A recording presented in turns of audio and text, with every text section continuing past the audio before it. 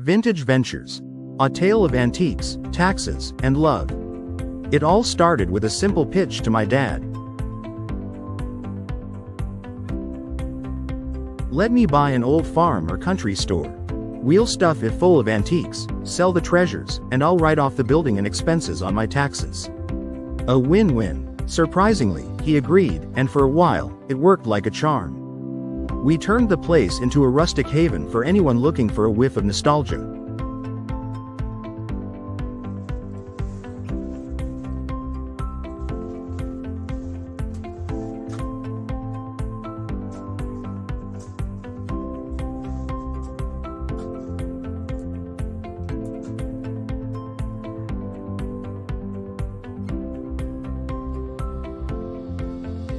Customers loved sifting through our quirky collection of garden antiques, glassware, and man cave essentials, while Dad manned the register with the gruff charm of someone who'd lived through every era represented in our inventory. But life, as always, had other plans.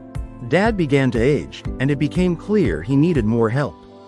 So I did something my financial advisor still winces about. I left my high-paying job to care for him full-time and dive headfirst into the antiquing business.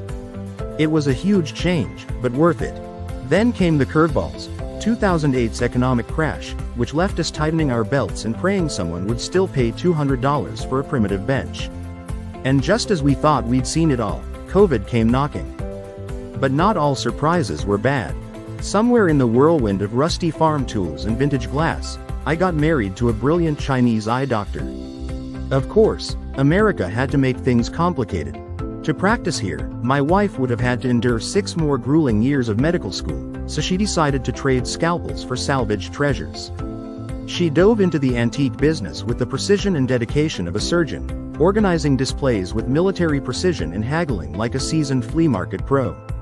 After years of 6-day weeks and marathon shifts as a doctor, she now says she's happier and more relaxed among the antiques. Although sometimes, I catch her eyeing an antique scalpel a little too wistfully. Sure, the money's not the same, okay, not remotely the same, but she insists this life is richer in other ways. Working with your wife has its perks and its pitfalls. We make a great team, but every now and then, I'll admit I need a breather. Just going to check inventory in the barn, I'll yell, before sneaking off to sit quietly with a Coke in the man cave section.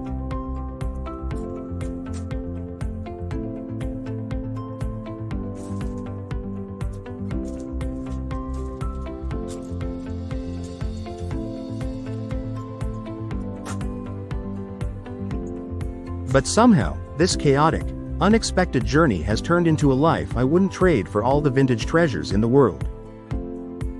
Passed in 2006, but I still hear his voice complaining that I am not pricing right. As for Dad, he's not wrong. I'm getting a little grumpy just like him too.